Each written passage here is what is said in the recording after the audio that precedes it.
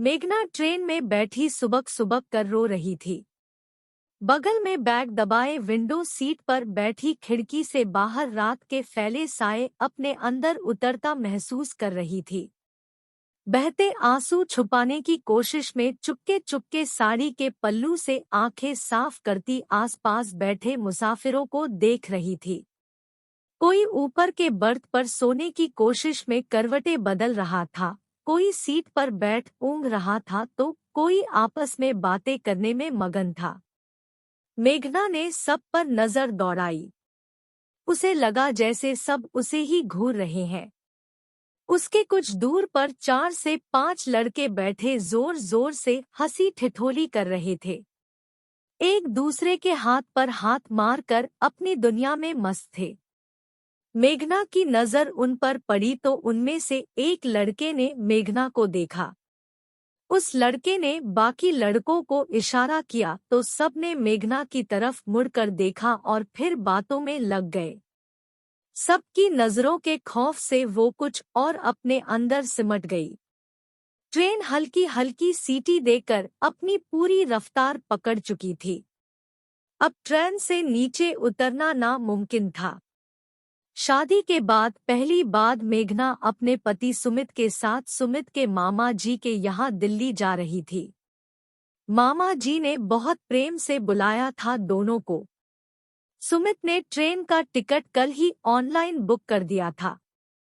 आज घर से निकले तो मेघना ने बताया कि वो पहली बार ट्रेन में बैठने जा रही है, जिस पर सुमित खूब हंसा।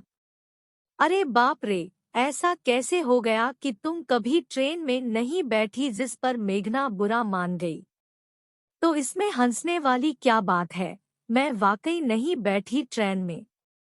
अच्छा बाबा ठीक है, नाराज क्यों होती हो, आज बैठ जाना, सुमित ने मुस्कुराते हुए अपनी नई नवेली बीवी को मनाया।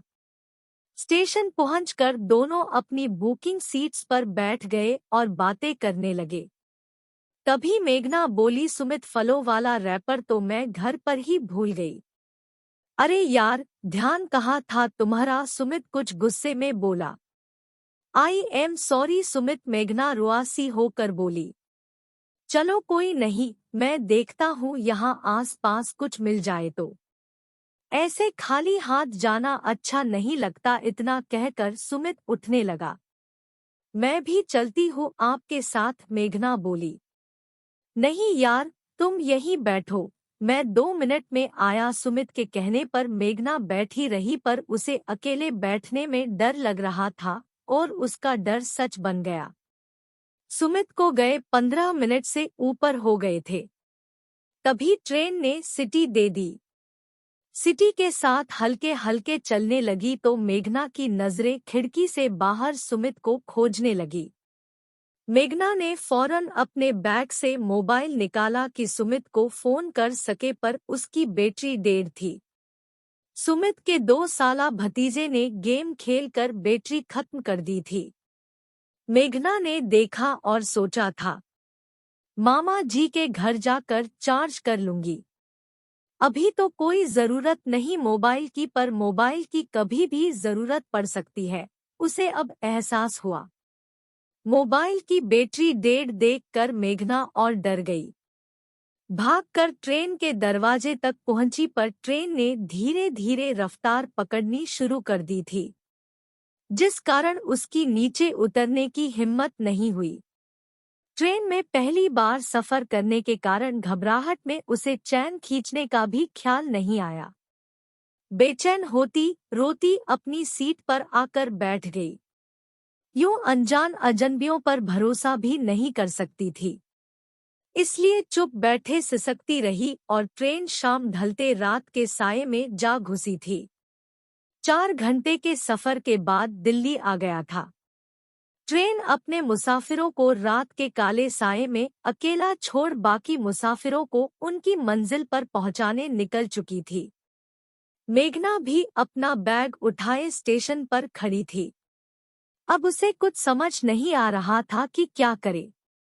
अचानक ख्याल आया, उसके बैग में मामा जी के घर का एड्रेस पड़ा है।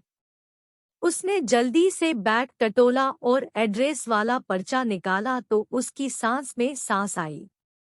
स्टेशन से निकलकर अब उसे ऑटो वाले के पास जाकर बस मामा जी के एड्रेस पर पहुंचना था।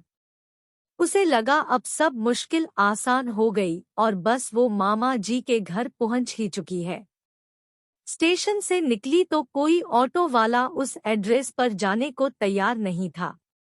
सब दूर बताकर मना कर रहे थे, अरे मैडम इतनी रात को हम नहीं जाएंगे इतनी दूर, आप कोई और ऑटो देख लो। ऑटो वाला ऐसा कहकर दूसरी सवारी बैठा कर चला गया। मेघना की बंधी हिम्मत टूटने लगी थी।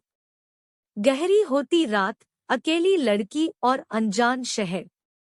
इधर उधर ऑटो को देखती परेशान हो रही थी, तभी उसकी नजर सामने से आते उन्हीं 4 से 5 लड़कों पर पड़ी जो बार बार उसे ट्रेन में देख रहे थे। मेघना की रही सही हिम्मत भी टूटने लगी। उन्हें सामने से आता देख एक पल में मेघना की आंखों में निर्भया, दामिनी जैसी गैंग रेप की खबरें चलने लगी जो अक्सर वो जी न्यूज़ और आज तक पर देखती रहती थी। घबराहट में उसके हाथ से बैग छूट गया और उसने भागना शुरू कर दिया। अब तो आसपास कोई ऑटो या रिक्शा भी नहीं दिख रहा था। एक्का दुक्का आदमी अपनी राह चल रहे थे पर उसकी कौन मदद करेगा? शायद कोई भी नहीं। सब तमाशा देखते रहेंगे और कल वो भी किसी न्यूज़ चैनल पर दिखाई जा रही होगी। ऐसी ही है दुनिया। कोई किसी की मदद को नहीं आता पर तमाशा सब देखते हैं। मेघना को भगता देख वो लड़के भी उसके पीछे भागे। रुको मैडम रुको, उन लड़कों में से एक ने आवाज लगाई। मेघना अनसुनी कर अपनी इज्जत बचाती भागती रही। तभी अचानक साड़ी में पैर फंसा और वो गिर गई।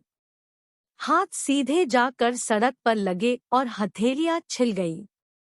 खुद को संभालती फिर उठी और भागने को तैयार थी पर जब तक वो लड़के वहां तक पहुंच चुके थे, तभी उनमें से एक ने मेघना का हाथ पकड़ लिया ताकि वो आगे न भाग सके।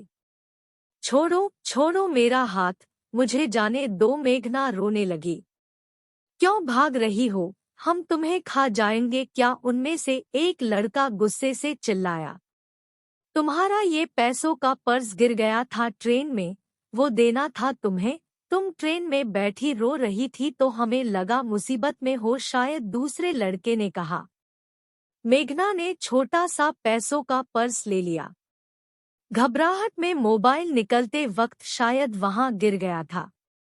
हर लड़का बुरा नहीं होता। मैंने टीवी से सीखा है, अकेली लड़की मौका नहीं जिम्मेदारी होती है। गुस्से से चिल्लाने वाला लड़का अब नॉर्मल हो गया था। मेघना अब भी रो रही थी पर दिल में डर कुछ कम हो गया था।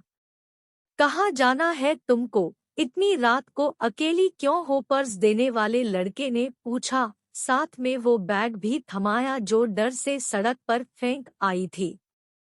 मेघना ने पूरी कहानी कह डाली और एड्रेस देखा कर कहाँ इस पाते पर जाना है। एक लड़के ने मोबाइल निकला और ओला कैब्स को कॉल लगाई। 5 से 10 मिनट के अंदर कैब आ गई। मेघना को कैब में बिठाकर बोला, मैडम पेमेंट कर दी है और अब डरने की जरूरत नहीं, ये आपको आपके पाते पर पहुंचा देंगे। Thank you. मेघना बस इतना ही कह पाई। उसे कुछ और कहने के लिए शब्द ही नहीं मिल रहे थे। कैब अपनी मंजिल को चल दी थी। मेघना को लगा इंसानियत अभी भी बाकी है।